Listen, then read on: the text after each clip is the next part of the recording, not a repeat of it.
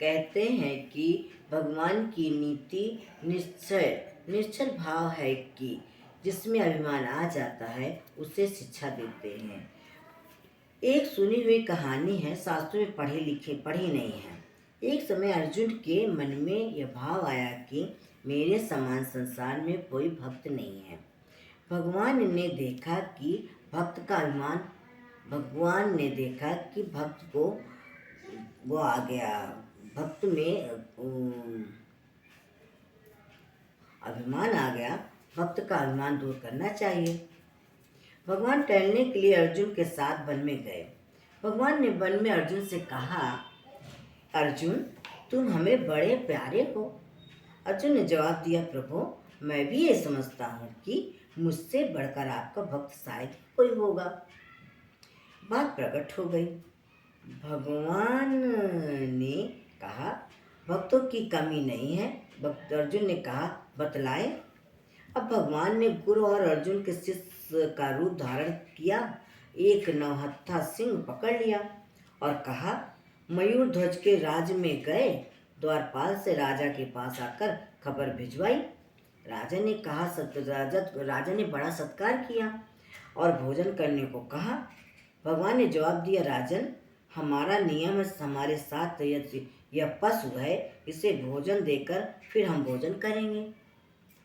इसको भोजन दो, यह नर मांस खाता है। तुम्हारा तो सबसे बड़ा बढ़कर प्यारा तुम्हारा जो सबसे बढ़कर प्यारा हो उसे दो। तुम्हारा पुत्र रत्न कुंवर है, उसे तुम दोनों स्त्री पुरुष अपने हाथ से प्रसन्नता के साथ चीर कर दो।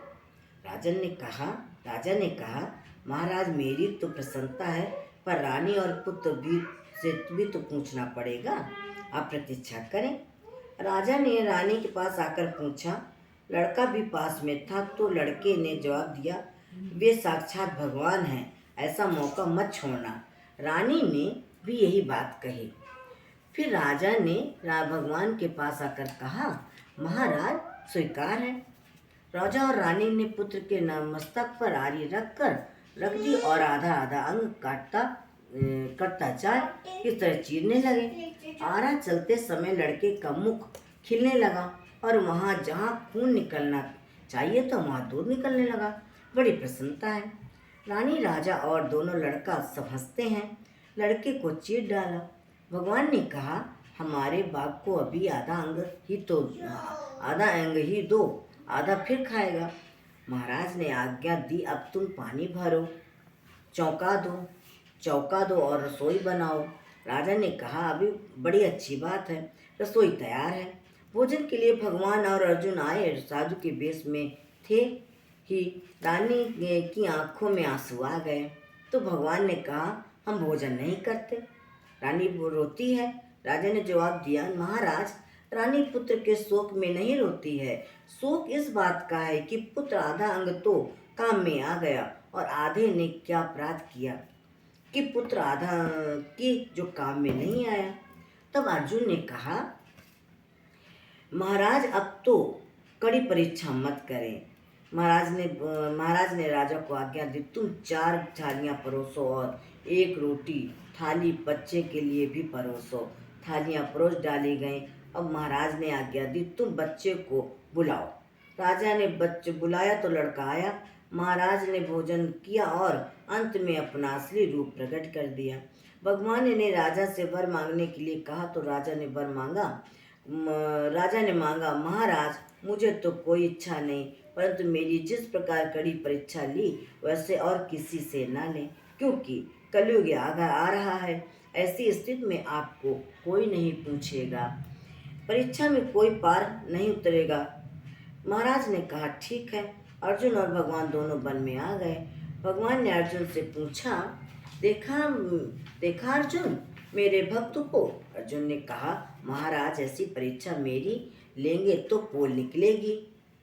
हनुमान जी ने भरत की दशा देखी और कहा, जिसका आप ध्यान करते हैं वे राम, सीता और लक्ष्मण के साथ आ रहे हैं। यह सुनकर भरत को होश आया और अचानक पूछने लगे, को तुम तात कहाँ ते आए? परम प्रिय बचन सुनाए, को तुम तात कहाँ ते आए, मोहि परम प्रिय बचन सुनाए। कहते हैं, हे तात, हे भ्राता, तुम कौन हो और कहाँ से आए हो? मुझे तुमने इतने अति सत प्रिय वचन कहे, तुमने मेरे प्राणों की तन की रक्षा की और प्राणदान दिया, इसके बदले में मैं तुम्हें क्या दूं? हनुमान जी ने कहा, मारुत सुत मारुत सुत मारुत सुत मैं कपि हनुमाना, नाम मोर सुनु कृपा निधाना, दीन बंधु रघुपति कर किंकर, सुनत भरत भेंटेउठि सादर, मारुत सुत मैं कपि हनुमाना, नाम मोरे सुनु कृपा निधाना, दीन बंधु रघुपति कर किंकर, सुनत भरत भेंटेउठि सादर। कहते, हे कृपा निधान, मैं वायु का पुत्र हनुमान हूँ, जाति का वानर हूँ, मैं रघुनाथ जी का किंकर हूँ, भरत भगवान का सेवक। नाम सुनकर उठे और हृदय से लगाया, प्रेम और आनंद का हृदय में ठिकाना नहीं, और बोले, यही संदेश सरिस जग माही, करि विचार देखें कछु नाहीं, नाहिन तात उरिन मैं तोई, अब प्रभु चरित सुनावहु मोई, यही संदेश सरिस जग माही, करि विचार देखें कछु नाहीं, नाहिन तात उरिन मैं तोई, अब प्रभु चरित सुनावहु मोई। कहते, हे हनुमान, तुमने जो संदेश दिया, बधाई दी, इसके बदले में पुरस्कार देने लायक वस्तु दुनिया में है ही नहीं जो मैं तुम्हें दे सकूं। कोई सोना देकर पारस खरीदना चाहे तो वह पारस का मूल्य नहीं। हे तात, मैं तुम्हारे ऋण से मुक्त नहीं हो सकता। अब प्रभु का चरित्र सुना करो और मैं अब भी ऋणी बनाओ। हनुमान जी ने देखा, भरत गुण के भंडार क्यों न हो, रामचंद्र के भाई हैं ना। हनुमान जी को अभिमान था कि वह ज्वर की तरह उतर गया। जैसे राजा मयूर ध्वज को देखकर अर्जुन का अभिमान उतरा, वैसे ही हनुमान जी का अभिमान दूर हो गया। एक समय लक्ष्मण जी को अभिमान आया कि मैं भगवान का बड़ा भक्त हूँ।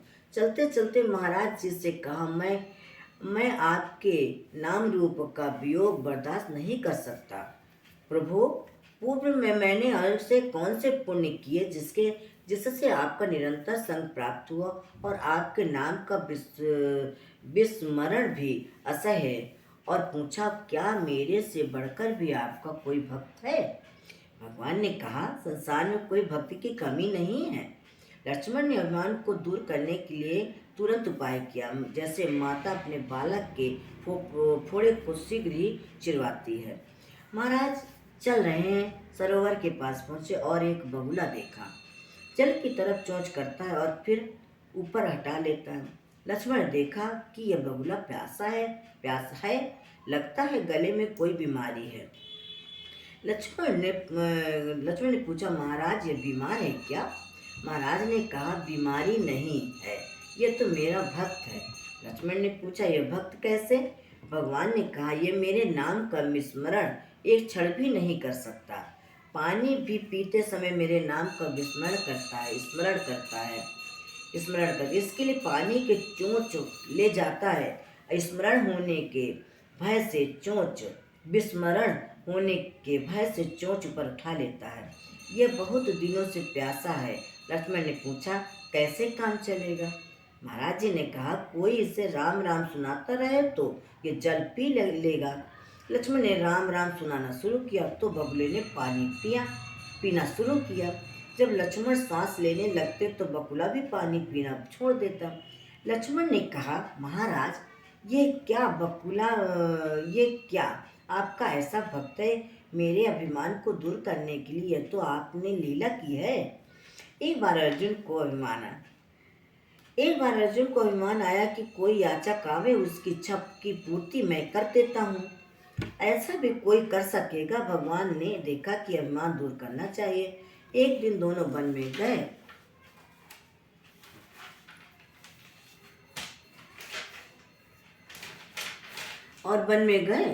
और घोर आंधी आई, अंधकार हो गया, ठंडी हवा चलने लगी, अब वो ओले गिरने लगे, पानी बरसने लगा, रात हो गई, भूख प्यास और सर्दी सब सताने लगे। बड़ी कठिन परिस्थिति हो गई थी। जिस वृक्ष के नीचे वे खड़े थे उस पर दो कपोत थे। उन्होंने देखा अपने यहाँ अतिथि आए हैं। उनका सत्कार करने के लिए उन्होंने घोंसला दोनों अतिथियों पर डाल दिया। अर्जुन ने भगवान से पूछा, महाराज, ये क्या बात है? महाराज ने कहा, ये कबूतर रहते हैं यहाँ, अतिथि सत्कार के लिए घोंसला हमारे ऊपर डाल दिया है। इतने में कबूतर उड़कर कहीं से आग ले आया और घोंसले पर डाल दी। घोंसला जलने लगा तो कबूतर उसमें गिर गया और कबूतरी तथा साथ साथ बच्चे भी गिरने लगे। अर्जुन ने पूछा, महाराज, ये क्या बात है? भगवान बोले, हमें मांसाहारी समझकर ये आग में पड़ गए और उन्होंने हमारे भोजन के लिए अपना शरीर अर्पण कर दिए। अंत में भगवान ने सबको अपने परम धाम में पहुंचा दिया। अर्जुन का अभिमान दूर हुआ।